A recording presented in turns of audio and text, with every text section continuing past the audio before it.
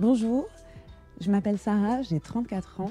Je souffre d'endométriose et aujourd'hui je suis là pour vous en parler parce que c'est une maladie qui touche une femme sur 10 et qui pourtant est encore trop peu connue.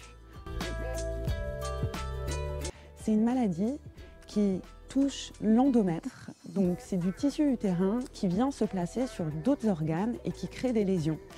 Ça crée de fortes douleurs chez les femmes qui sont atteintes et plein de symptômes qui sont encore peu connus par le grand public.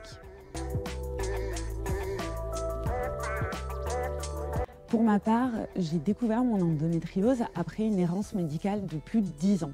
J'ai commencé à souffrir pendant mon adolescence, donc durant mes règles, et petit à petit, la maladie est devenue de plus en plus chronique avec des douleurs de plus en plus fortes. J'ai passé beaucoup d'examens et au moment où je passais ces examens-là, l'endométriose était peu connue. Du coup, j'étais toujours renvoyée vers d'autres spécialistes. C'est en 2017 que j'ai rencontré une médecin spécialisée sur le sujet et qui m'a fait passer une IRM, et cette IRM a permis de poser un diagnostic clair. J'étais atteinte d'une endométriose profonde.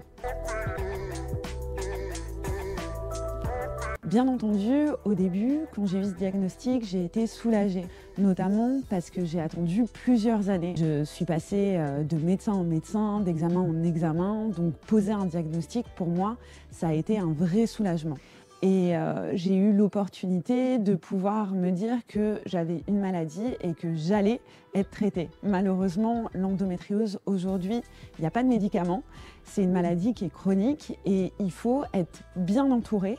Et c'est ce qui est le plus difficile. Il faut une pluralité de médecins, beaucoup de personnes différentes pour nous accompagner et avoir une douleur qui s'amenuise et un bien-être qui grandit au fil du temps. C'est compliqué, l'endométriose, parce que c'est une maladie multifacette qui a comme symptôme le plus important la douleur. Donc moi, j'ai des douleurs très fortes sur tout mon côté droit. J'ai des symptômes de sciatique assez fréquents, des douleurs sur la zone pelvienne et j'ai des problématiques sur mon bras droit.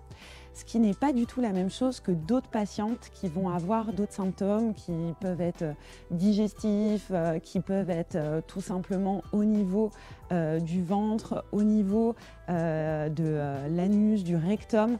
Et donc, le côté invalidant de la maladie, il est vraiment différent suivant les patientes. Et moi, ma problématique, c'est la douleur. Donc, je suis sous antidouleur assez fort tous les jours. J'ai des problématiques au niveau de ma vie personnelle, notamment sur la partie sexuelle, où j'ai mal lors des rapports.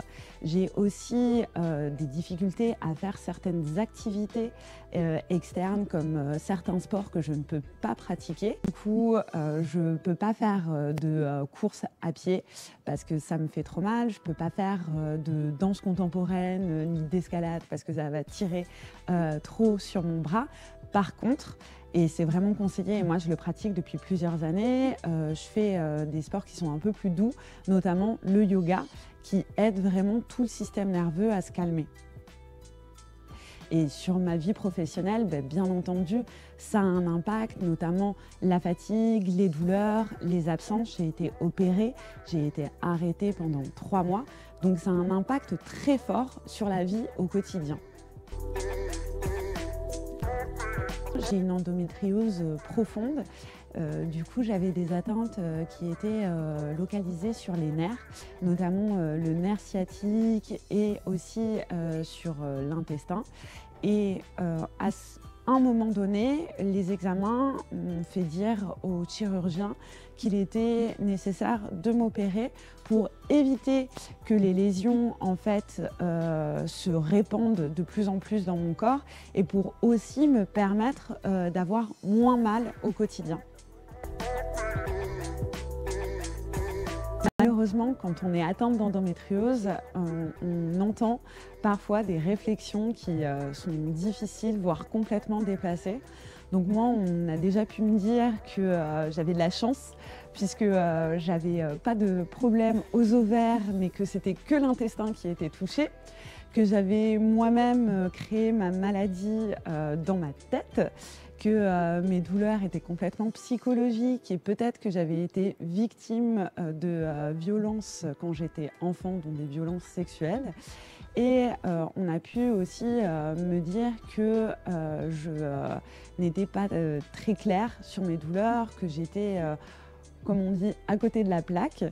Et donc, bien entendu, c'est des phrases qui sont difficiles et quand elles viennent de professionnels de santé, c'est encore plus compliqué pour une patiente qui perd toute légitimité à par la suite aller voir d'autres docteurs, d'autres soignants et expliquer ses symptômes.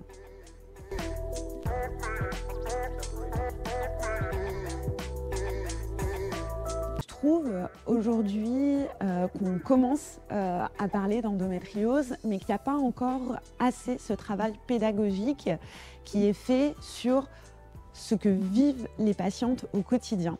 Donc on comprend que l'endométriose touche une femme sur 10, qu'elle est plus ou moins invalidante, mais on ne sait pas vraiment ce que ça fait au quotidien pour une femme qui a de l'endométriose. Et pour moi, c'était important d'en parler aujourd'hui parce que c'est pas seulement avoir mal pendant ses règles, c'est avoir mal pour certaines personnes tous les jours. Moi, j'ai une douleur entre 1 et 5 qui est constante et c'est pour ça que je prends des médicaments. Et d'autres personnes ont d'autres symptômes qui sont extrêmement difficiles au quotidien à vivre. Et je pense que ce travail pédagogique, il doit être fait et le public, le grand public, doit comprendre cette maladie pour qu'elle soit mieux traitée par les pouvoirs publics. Donc, dans mon quotidien, j'ai mis en place pas mal de mécanismes pour faire en sorte de baisser la douleur, de la supporter et tout simplement d'aller mieux. Mon expérience, c'est une expérience qui est personnelle et la problématique de l'endométriose, c'est que c'est une maladie qui est multifacette. Donc ce que je vais dire ne sera pas du tout applicable à toutes les femmes. Mais moi, par exemple, avec des problèmes digestifs, j'ai dû changer mon régime alimentaire. Donc j'ai été conseillée par une nutritionniste, une naturopathe, pour mettre en place des mécanismes et un régime alimentaire qui soit plus sain pour moi et pour que les douleurs soient moindres au niveau digestif.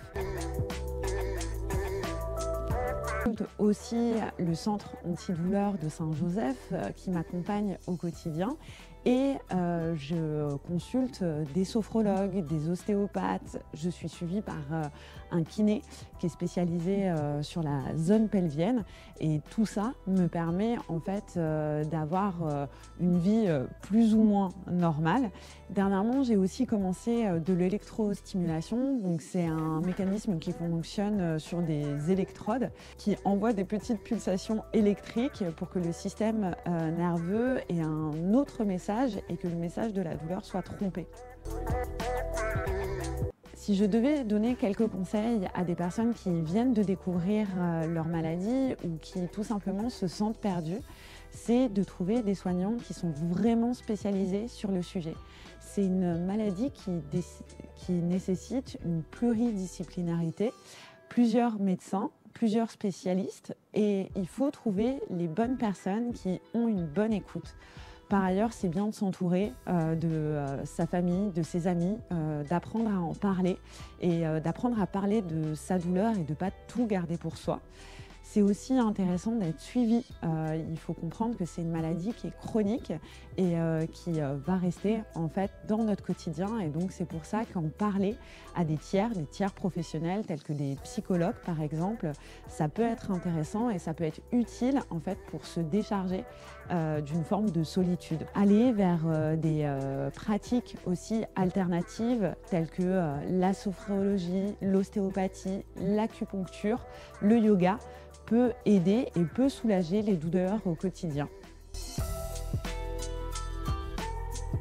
Pour les parents de petites filles qui vont avoir leurs règles, qui entrent dans l'adolescence, je leur dirais tout simplement d'être à l'écoute, de ne pas croire que les douleurs pendant les règles, c'est tout simplement normal, que si votre petite fille souffre trop, si il y a des douleurs qui semblent anormales, il faut aller consulter, il faut écouter et il faut surtout croire croire la personne qui se sent dans une position difficile et qui vit des douleurs qui sont complètement anormales.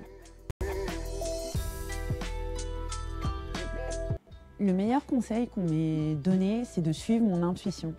À un moment donné où j'étais perdue, où je commençais à abandonner, où j'étais complètement en errance médicale, on m'a dit « si tu as mal, tu dois continuer à faire des examens, tu dois continuer à aller voir des médecins, tu dois trouver ce qui ne va pas ». Et du coup, je vous dirais, suivez votre intuition parce que votre intuition, c'est le maître mot de votre bien-être. Et si vous avez mal, allez voir des docteurs. On pense souvent que les personnes qui sont atteintes d'endométriose, c'est des personnes qui sont un peu fragiles, qui sont feignantes. Et en fait, c'est des vraies combattantes, c'est des personnes qui ont un courage immense.